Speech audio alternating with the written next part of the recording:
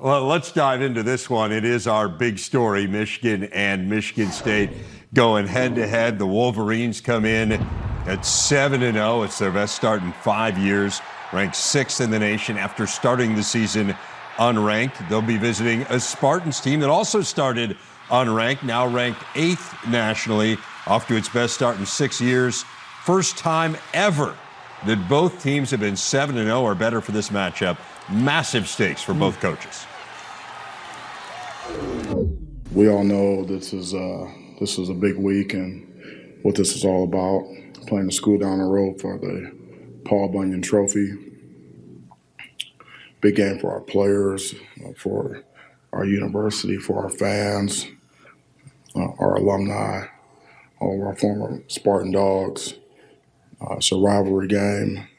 We understand this is not just another game. It's a big game, and we embrace it. I don't try to play down, any expectations or anything like that. I told the players this morning, and I told them this before, when you have rivalry games like this, at the end of the day, ultimately, your legacy and your reputation and really is a lot of it is formed by how you play and how you coach in these games. You talk about all the way win the conference, win the national championship. Yeah, it's one of those. It's an elimination mindset. You got a playoff mindset at this point. So, win this game. That'll help your chances. That is for sure. So you've got Michigan State coming off a bye. Michigan coming off a win over Northwestern. Did not play great in the first half, played very well in the second half.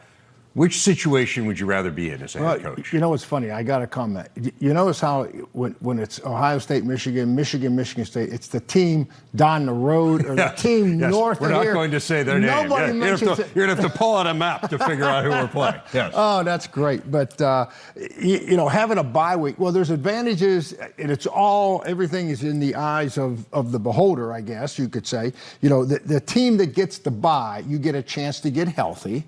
Obviously, right. You got, even if it's just little injuries, guys get a chance to get the extra treatments. You get a chance from a coaching perspective to do some self-scouting on yourself as well as the opponent. And there might be a few plays that you wanted to add that you never really had time to do. We're always staying with what we do to win. Let's try this. So that's advantage there.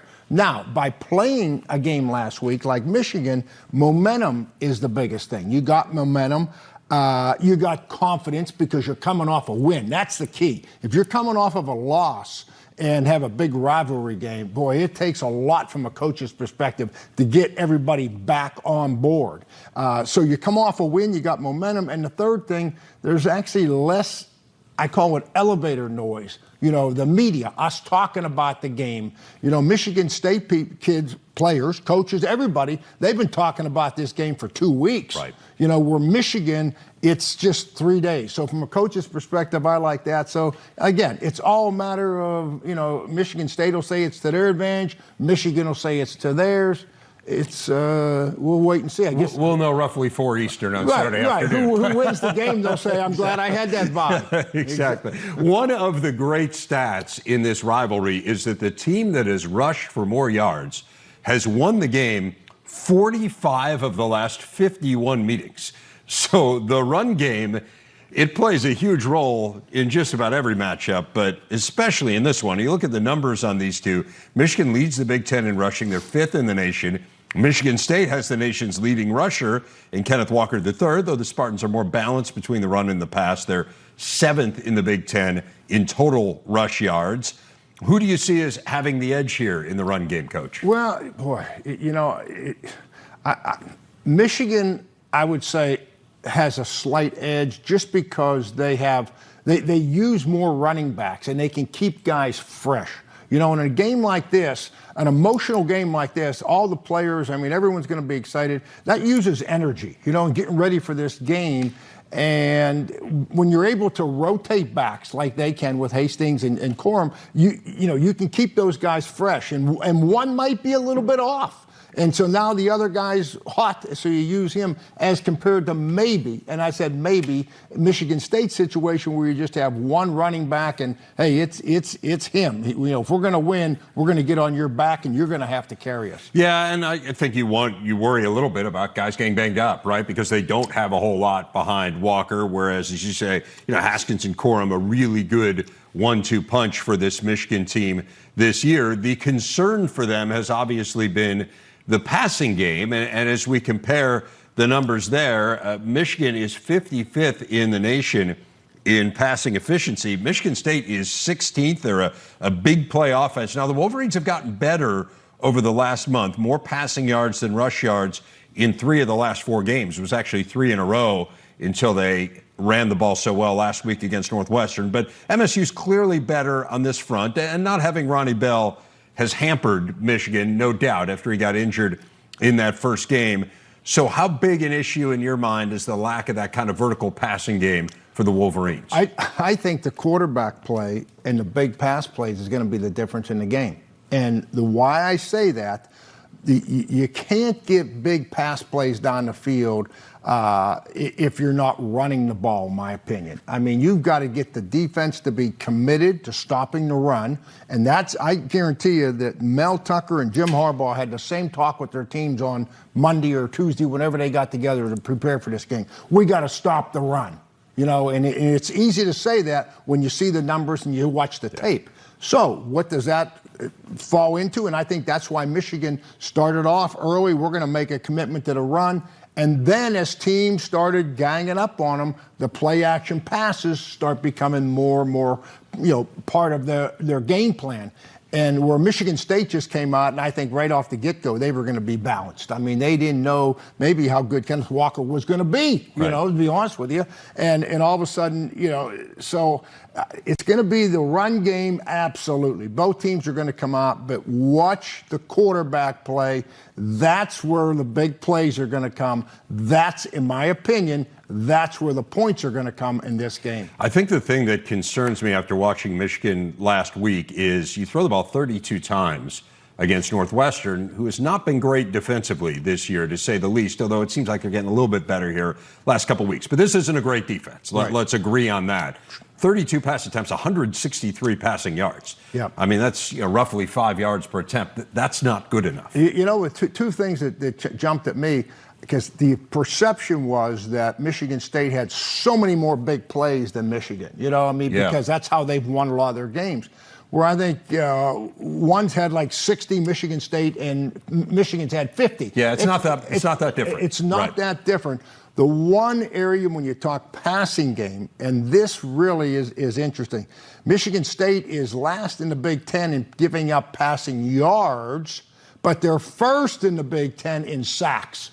You know what I mean? So there's a real discrepancy there with it. It's either if they don't get to the quarterback, you're going to have a chance to throw the football. So it'll be interesting to see how the protection and Harbaugh, Jim, he's going to come up with some scheme where he's going to try to give he's got to give the quarterback time to throw the ball. Now, Michigan State is a havoc defense, but you look at Michigan, they've allowed very few sacks this year. I mean, the areas where they've really excelled, they don't turn the ball over. They had a couple against Northwestern, but that equaled their season total coming in, and they really have protected the quarterback extremely well. So kind of a lot of the things that Michigan State's defensive success is premised on are things that Michigan doesn't really allow to happen to them. Absolutely. And in a game like this, if I'm coaching a game like this, I'm going to tell my team, first of all, hey, this is not going to be determined by the team that makes the most big plays, okay? It's going to be determined by the team that makes the most bad plays. So we got to protect the ball, like you're saying. We got to be smart. We can't go out there and be reckless. And I think that's going to have a lot to do with it.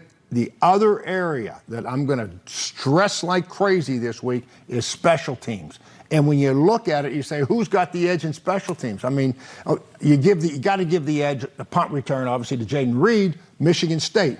But I'll tell you what, Blake Corum on kick returns. Great. I mean, I might give the edge to Michigan. So you got Michigan State edge punt return. Check that box. Kickoff return, I might check Michigan. And then you look at the two kickers. The punters, I mean, it's pretty close. You know, I mean, I don't know if one's that much more dominant. So special teams will have some impact in this game. There's no question about it. It's going to be real interesting to see, you know, what team rises up in that particular area, because that could be the offsetting determining factor at the end of the day. We saw Michigan block a punt last week as well. We probably don't need to remind Michigan fans special teams have played a role in this rivalry in the somewhat recent history. And you brought up a good point, Reverend. I mean, with that bye week, Michigan State has a few extra days to put in something special on special teams. Penn State and Ohio State in primetime Saturday in Columbus. A little bit of a strength against strength matchup. Ohio State leads the nation in scoring. Penn State 6th nationally in scoring D, though the Nittany Lions got run over Saturday by Illinois, allowing 357 rushing yards. That's the most by a Big Ten opponent ever at Beaver Stadium. SI's Pat Forde joining us now. And Pat, this is clearly a game that has lost its luster just a little bit. How much do you think we can learn about Ohio State in this game, assuming they win? Now, clearly we would learn quite a bit about them were they to lose, but assuming a Buckeye win, what can we learn here? Well, it's still a step up in class, certainly, at least in terms of defensive competition that steamroller offense will be facing. Penn State's defense, although the loss of P.J. Mustipher has hurt them, but it's still a very good unit. And Ohio State's offense is putting up ridiculous numbers. 7 straight games averaging 7 yards a play, 6 straight games, 500 yards or more total offense. So we'll want to see those guys match up against a little bit tougher secondary, a little bit stronger pass rush than they've seen in the last few weeks, and then we'll find out exactly where Ohio State stands. But all indications are that they have really hit their stride in Columbus. What about Penn State's perspective? So it's 2 conference losses now, and they have yet to get into this gauntlet of the Big Ten East. And they haven't played Ohio State. They haven't played Michigan. They haven't played Michigan State. What does this finishing stretch mean for James Franklin in this program? It's pretty big because, as you pointed out, I mean, the toughest part is really theoretically yet to come. That loss to Illinois was really damaging. You know, that's a game you just couldn't see that loss coming. The fact that they could not rectify their quarterback situation between the Iowa game and Illinois, even with the open date in between there, and Sean Clifford's having to play, and obviously very limited, and they just didn't have a backup they felt like they could go to there. So they need to rally the troops here, circle the wagons a bit, and show that they can finish this season on anything other than a limping note, because obviously you've got probably the toughest challenge here in going to the horseshoe, but then you got Michigan, you have Michigan State left to go, and if you finish this season in the 7-5 range, that's a huge disappointment, and really something that I think Penn State fans would not react well to at all. How about for James Franklin in particular? He's been mentioned for a lot of jobs. Now, look, there's no indication that he wants to leave State College. He's got an incredible situation there. He has a tremendous recruiting class coming in next year. For a while, was ranked number 1 in the country. It's certainly somewhere among the top 2 or 3 right now. But what does this kind of mean in terms of impacting the way that he is perceived going forward? Well, it's a really good question, Dave, because, yes, he has a very good situation at Penn State, and he's done well there, but his name is front and center at USC and will be certainly in the mix at LSU as well. That's major competition for dollars. There were reports yesterday that James Franklin's just changed his agent from Trace Armstrong to Jimmy Sexton and CAA agency. And if you go to Jimmy, that's usually a strong arm move because Jimmy gets a lot of money out of people. That's a negotiating strong arm tactic there, I would say. So one way or another, I would think James Franklin is angling to get paid, whether he's staying or whether he's going. But if you come in off of a 7-5 season, you're taking away a little bit of your marketability there for sure. I do want to touch on the game against Illinois. You were critical of the overtime format in the 40-yard dash this week and had some suggestions for how you would improve it. It's clearly going to be a huge topic of conversation. We're having Bret Bielema on the show later. I will certainly ask him on his take on it. But what would you do differently with this overtime format? My thought, Dave, is to go to the high school format, which is very simple. straightforward and non-gimmicky, which this struck me as just a gimmick, and that is 4 downs from the 10. You score, score a touchdown, you kick a field goal, or you're done. Those are the options there. There's no first downs and then continuing a possession like you have when you start at the 25, but you're still working with what is the cornerstone of the sport, which is a 4-down sequence. There's strategy involved. There's kicking game involved.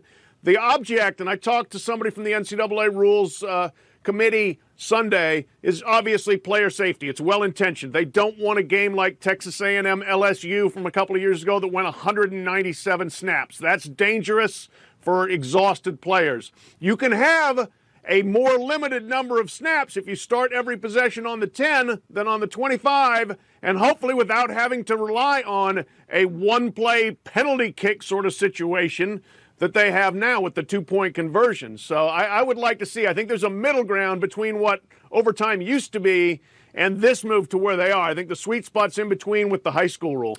I'm with you. I think that's a really good way to go about it, because what we saw did not really resemble football. Penalty kicks is the most obvious comparison. Now, I said yesterday on our show, the most important sporting event in the world, by many people's estimation, is the World Cup. It certainly generates the most interest, and it is often decided on something that only vaguely resembles soccer. But even still, no doubt, this seems like, as well-intentioned as it is, a little bit flawed. Hey, want to get your take on Michigan and Michigan State? Stick around. We'll do that next as we continue here with Pat Forde. We'll dive into the Spartans and the Wolverines. Again, a huge matchup coming up. Just how big a threat is the winner of that game to the Buckeyes? We'll talk that over next. Michigan and Michigan State Saturday. The similarities do not end at their records. Both fairly good defensively, although the Wolverines do have the edge there. They have the second best scoring defense in the country, which is pretty remarkable when you consider where they were last year. They do go about things a bit differently on offense, as we were talking about with Coach Wannstedt, but they arrive in roughly the same place, within 8 yards of one another in terms of output per game. Pat Forde back with us. Pat, we had a spirited conversation about this yesterday with Nicole Auerbach and Howard Griffith, the notion of which program needs this win more. Where do you fall in that debate? I think it's Michigan. You know what? To a degree, Michigan State is playing with house money, I think, at this point this season. Nobody really expected this. I think everybody's really excited and happy about where Mel Tucker has the Spartans at this point. Whereas at Michigan, you're kind of supposed to be at this point, and they haven't been. And so you've got this chance. You're going in as a favorite on the road. And quite frankly, this last game, I thought they were better than Michigan State was in its last game. I think it's advantage Wolverines here. You need to be able to capitalize on it. And I certainly don't want to characterize it as big brother, little brother, and that sort of thing, because these programs have been far too even, and really Michigan State's had better high points than Michigan lately. But at Michigan, I think you look at this and you say, Ohio State's the mountain we still need to climb. We should be able to handle climbing the Michigan State mountain. Well, I'm with you. I think it's just a function of where they are in their respective programs right now. I think the game always, if you just were to put it in some sort of vacuum, this particular game means more to Michigan State fans because it is their biggest game in their mind, whereas I think for Michigan fans, often Ohio State is the biggest game. But it's really a function of one program being in year 7 under a coach and not having achieved where they believe they belong, versus the other being in year 2, right? This far exceeds what even the most optimistic Michigan State fan could have expected. No doubt about it. Yeah, that's the thing. They have done what nobody really was anticipating for them this season, and just to be here at 7-0. Look, I was in East Lansing a couple weeks ago. They were giddy there, everybody on campus. It was a happy, happy place. Football building was happy.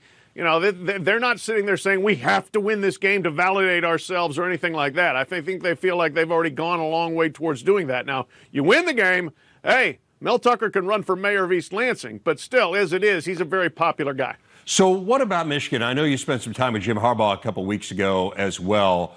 Did you get a sense that there is something different about him or different about this program this year, aside from the fact they're winning a lot of football games?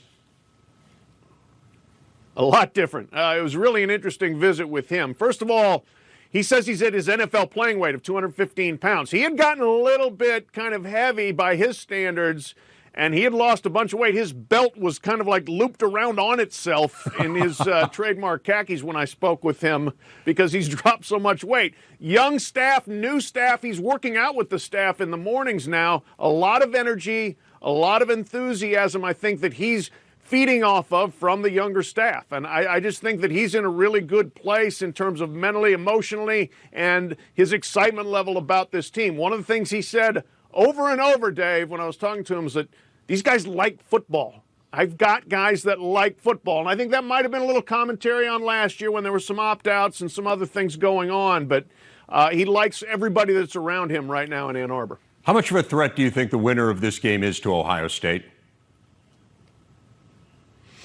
I think probably not like a real dire threat. Like Ohio State's going to be favored solidly against either of these teams, I believe. Now we'll see. Ohio State still has some more proving to do. That the style points they've put up in the last few weeks will carry over against better teams, better defenses. But I look at Michigan. Michigan's getting a lot out of their guys. Offensively, you sometimes look and say, where's the firepower? Where's the pop there? They have been able to make some plays, but you and Dave Wannstedt talked about earlier in the show, throwing the ball more. They've all doubled their passing attempts from September to October, but not really getting a lot of big plays out of that part of the game. And I think if you go up against the Ohio State firepower, you're going to have to be able to do that. For Michigan State, some of that firepower that they had early seems to have been waning a little bit. They've got to regain that because, again, if you're playing the Buckeyes, you're going to need to score to hang with them. I asked you a little bit about James Franklin and some of those rumors that are out there in terms of other jobs. I do want to ask you the same about Mel Tucker. He was asked about the LSU job at his news conference yesterday, and he said, quote, "My focus is on the upcoming game versus the school down the road." What do you make of that quote? Coach Speak 101, smart thing to say for two reasons. First of all, that better be what you're talking about and thinking about when it's Michigan State versus Michigan. Secondly, don't close the door on anything going forward because you have the cards in your lap right now. And look, he's already being very well paid by Michigan State, but you can always make more if there's a bidding war with LSU. Or there could even be legitimate interest. If LSU wants him, he might want that job. I can't say for sure. But regardless, you don't paint yourself into a corner when you have a chance to really position yourself for a potentially enhanced contract. What about the argument, though, that for your football team, for what you're all pursuing this week and this season, that you close the door on it because you want to allay any fears those guys might have? Yeah, you know what? I'm guessing here, but I would think that locker room is so locked in on this game that they're not exactly sitting there parsing the comments from Mel Tucker from his press conference. All right. They're like, we just practiced this morning. They do morning practices at Michigan State. They practice in the morning, then they're going to class. They're not sitting there waiting for the transcript of Mel's, interlude with the media to figure out whether he's in or not. He's a very intense guy at practice, and I think he's probably projecting a lot of game-level intensity this week. I don't think that they're sitting around worried about what may happen in late November, early December. Fair enough. Great stuff, Pat. I know you're going to the game this week. Very interested to see what you take from that and hear your reactions coming up next week. As always, strong recommendation to the College Football Inquirer podcast as well. Pat Forde from Sports Illustrated. Thanks so much, Pat. Dave Wannstedt rejoining me. Let's focus back on Ohio State and Penn State. And Pat and I talked a bit about it. Obviously want to pick your brain as well. What would it take for Penn State to have a shot at winning this game? Kind of what's the formula? What needs to happen here? Oh, I think they've got to come up with big pass plays. When I look back on Penn State's season and say, how did they shock some teams and make a difference and win those big games? Yeah, it was with throwing the football. And I said this about 3 weeks ago, River. I said, Penn State's offense will go as Sean Clifford goes. And it was obvious last week that he's not 100%. I don't know how much better he'll be, if he'll be better.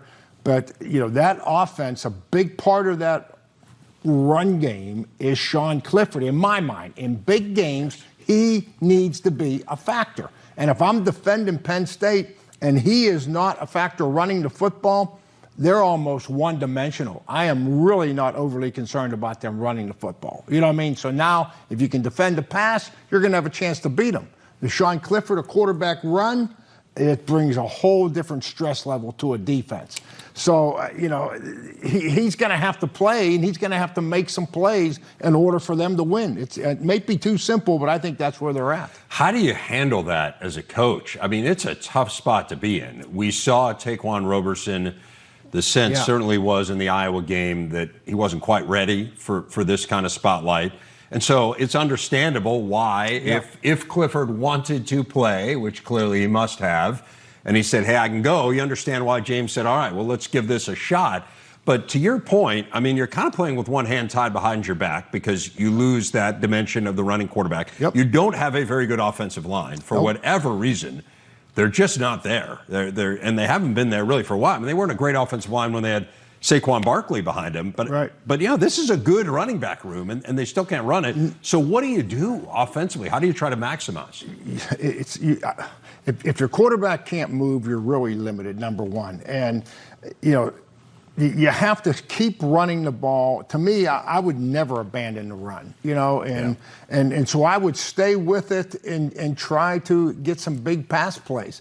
You're going to lean more on your defense. The disturbing thing, when you look at Penn State, 3rd down and 3 yards or less, that's where the run pass, Sean Clifford run, comes into a factor. What are you going to do? They're going to give it to the back? Is the quarterback going to keep it, or are you going to throw it?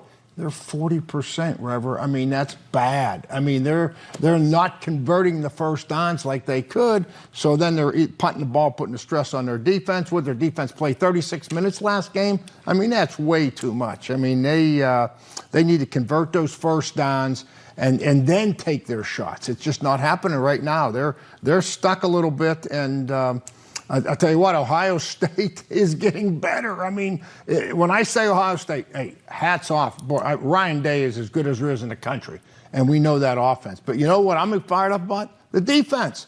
I mean, think about where these guys were at when they had the early adversity and they juggled the coaching thing a little bit. Right. I mean, now all of a sudden, what they have, 4 sacks total in the first 3 games.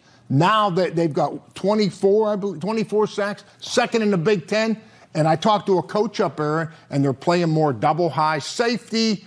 He said, the biggest thing is, though, our players are playing so much faster. I said, how are you getting all these sacks and these tackles for losses? You're playing so much better. He said, we had 6 guys get opportunities to go to the NFL last year off his defense. And these were 4 or 5-star recruits coming in, but they still have to get out there and play, when the lights come on. And he says, they're getting better. They're more confident. We're not overcomplicating things. They're playing faster, and it's showing up on the field. It's really, when you say Ohio State right now, the offense is off the charts. We know that. But this defense is getting better, I think, every week. And I've got to think that when your offense is humming along the way that it is, I mean, it's got to build confidence in your defense, right? I mean, you just, first of all, just kind of the momentum of, man, we're really good. Well, yeah. Right? And, right. But also just kind of that notion of, hey, we just need to get a few stops in here and we'll be fine. They're getting a lot more than a few stops.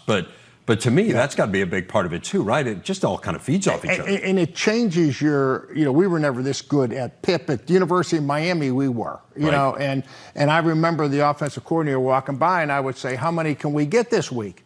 And he'd say, we'll get 40, and I said, okay. And then I would adjust the game plan to make sure we had plenty of 3rd down plays, Right. So not crazy, but enough. And that's kind of what Ohio State's doing now. They're scoring. All of a sudden, the team's got to throw it to catch up. Here we go. Let me ask you about this. And Ryan Day, he was asked about the offense, and just kind of the question was essentially something to the effect of, this is a complete juggernaut. Have you ever seen anything like this, right? I mean, just incredibly effusive in its praise. And what Ryan Day said, his response was, I'm quoting here, it's something, I guess. Right, so he is bringing it down. He's not just bringing it down a notch, Wani. I mean, he's bringing it down like 7 notches. Yeah. And so what's kind of the balancing act as a coach? I mean, he knows how good they are. Yeah, he knows how overpowering they are. But, you're still in the midst of this thing, and you don't want to sit here and slather praise all over the place, and right? that's how I would read that. From one coach to another, he's like thinking, okay, Penn State, what do I got to do how are we going to score on Penn State? And then all of a sudden they score fast, and it is what it is. But I mean, you don't ever get to that point as a head coach. I mean, you're at ground zero. You know what I mean? How are we going to run the ball this week, and how are we going to block them, and how are we going to come up with a way to get some big plays? And then when it happens, obviously it happens. But the media, we're all way ahead of where Ryan Day's at on Monday and Tuesday in his press conference. Right, and it's interesting too. It's funny talking to Pat, and he's like, I'm sure the players aren't sitting there with bated breath, curious about what our coach is saying in the news conference, and I do get that. But I would also say, right, as a coach, you can't. To me, it seems like you can't sit there and tell the media.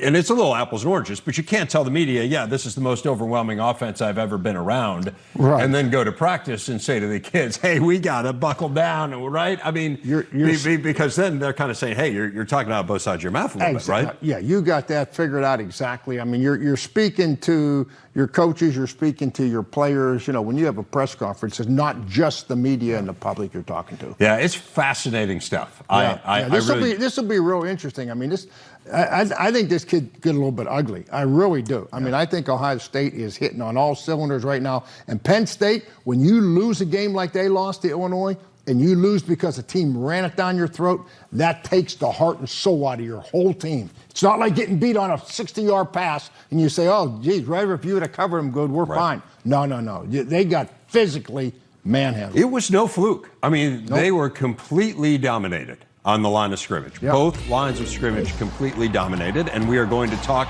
to the architect of that dominance next. Bret Bielema, fresh off one of the more memorable wins in recent Illinois history. His reflections on a crazy day and what's next for the Orange and Blue coming up. Illinois fresh off just its third conference road win over a top 10 team in the last 50 years, knocking off Penn State 20-18 in 9 overtimes on Saturday in State College. Brandon Peters to Casey Washington for the game-winning score. It was the longest game in terms of the number of overtimes in college football history, and win number 3 for the Illini under first-year coach Bret Bielema, who joins us now. He is today's big interview here on Big Ten Today. And, Coach, you have won some big games. You won multiple Big Ten titles at Wisconsin. But where does this win stand in terms of the most memorable games that you have been a part of? I'm sure when we reflect back after the season, maybe even, a couple of years down the road, we'll see this as a big moment.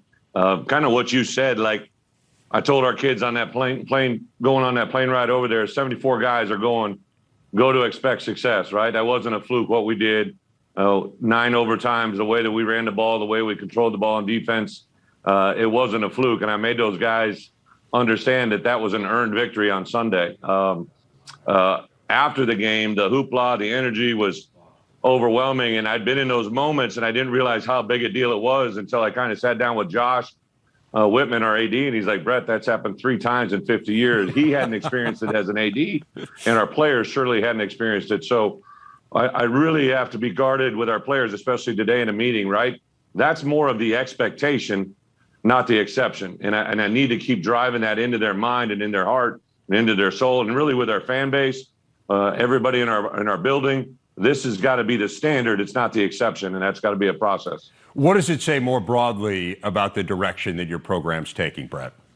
Well, I do like the steps we've made, right? Like there's been some setbacks. So we're a 3-5 team. It hasn't been a bed of roses, but I like the daily progress. I thought Wednesday during our bye week now 2 weeks ago, that was probably one of the more accomplished practices that we've had. Just the physical intensity, the coaching, the response from our players, the energy. I knew we were trending in the right direction. I've been a part of a couple of these, when I was with Kirk at Iowa when he turned it, and then when I was at Arkansas when we turned it into a couple 3 straight bowl games. Like I know when it's beginning to turn and I can feel it. We're not quite there yet.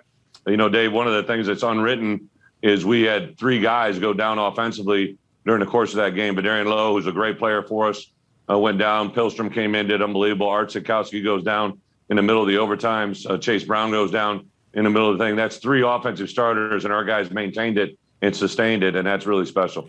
You know, it's interesting, Coach, to hear you say you kind of had this sense this thing was about to turn. I mean, for the rest of us who aren't there for practice and don't get to see it day to day, we're sitting there, and I mean, our last image of your team was that game against Wisconsin where you didn't cross midfield until the fourth quarter. So how, you know, what was it that was going on specifically that led you to think, hey, we're really close and we can go into State College and get a win, whereas the rest of us are thinking, man, they still got a long road ahead? Yeah, I think a lot of it really gets down to each week, right? Your preparation, the matchup, what you see, what you feel. I thought for us going over to Penn State, that was a good matchup for us in all three phases. I really liked our plan. Obviously, Wisconsin, you know, defensively did some things. We really didn't play poorly on defense against Wisconsin. Special teams executed. We didn't do what we needed to do offensively. We really addressed that and attacked that in a beast mode fashion. So, again, it's a work in progress. I really like the way our guys have responded to everything we're doing today. I literally just walked off the field from our Tuesday practice, which is a lot of early down red area, a little emphasis on third down in our preparation for Rutgers. And I like the way they responded today. But tomorrow is a more important day because it's Wednesday and we got to get that much better. Before we leave the Penn State game, I need to get your take on the overtime format. What do you think? Yeah. You know what, Dave? It's really obviously a 9 overtime sounds like a lot, and it is. You know, some of our offensive players played over 100 snaps when you start taking in everything cumulative. But I would tell you, I was sitting there Saturday night on the couch with my wife, and they flashed up on the screen the 6 longest overtimes in college football history, and I've been a part of 3 of them. A long one at Auburn, a long one versus at Ole Miss, and then this one obviously I've been able to fortunately win all 3 as well. So I probably have a different perspective. But I thought the changing suddenly from the format we knew to the 2-point, everything was just every other play, really kept the game moving and kept the players involved, kept the players engaged. As a head coach, you kind of always have to be ahead. So when we were on the offensive snap, I was actually working on the defensive side and vice versa. So I really liked it. I think that we probably have to do a few modifications. We were just going back and forth. Penn State wanted it down on their end with the student section. We wanted it away. So, you know, I'm not exactly built for 100-yard jogs, and that was like exactly spending a lot of time going back and forth. But overall, I thought it was very, very positive. Coach, you made news in the bye week talking about your team in your news conference. I don't necessarily want to go through it and parse the language because I feel like it's been talked out at this point. But it did bring up an interesting point, which is this. Like, what is the balance when you take over a program between inspiring the players that you inherited but didn't recruit? I mean, that's the situation that you are largely in right now, absent maybe, you know, a few guys in and out in the portal or you know, kind of late ads, versus sending a message both internally and externally that, hey, we know what we've got right now isn't good enough and that we need to be better. Where's the balancing act there? Well, you know, first and foremost, so Penn State was ironic that it came full circle. I went to the Penn State game a year ago and watched a bunch of guys that I didn't know play, right? There were jerseys, they were a roster I didn't know. The next day I met with them for the first time in our team meeting room. I said to them at that time, the word family means a lot to me. And right now I'm coming into your family. You're already here. You're welcoming me in, and I'm going to earn your respect every day. And that's where we've grown. I know there was a lot of hoopla last week, was really a lot of noise outside of the building. Our players know the emotions that we have for them. I said from day one, we were going to try to win as many as we could this year. I wasn't going to try to play one guy to try and get ready for the next year or 2 years from now. And I know they believe that. I saw the emotions from them repeatedly before this past weekend. I've sat with those guys through the triumphs of maybe the Nebraska game, right? And also the heartaches of the Purdue and Maryland game, right? Like I've seen the emotions in their eyes. I've seen the emotion. I felt the emotions in their hearts. I've seen it from their parents. I love my players. You know me well enough, Dave. Like there is never an ill will to my family, a football family here in any way. And I think probably galvanizes us a little bit more than ever before. Not that I was trying to motivate. I was talking about recruiting, and that's a whole nother conversation. But the love that I have for my players, and it probably reaffirmed in my mind when that game was done. It was very fortunate to be my 100th career victory. I heard from players from Wisconsin in my first year to my last year at Arkansas, and then all the players that I'm with here at Illinois for my first 3 wins to give me 100. And every one of those relationships I carry not only in my heart and in my mind, it's in my soul, right? And that's just how I'm wired.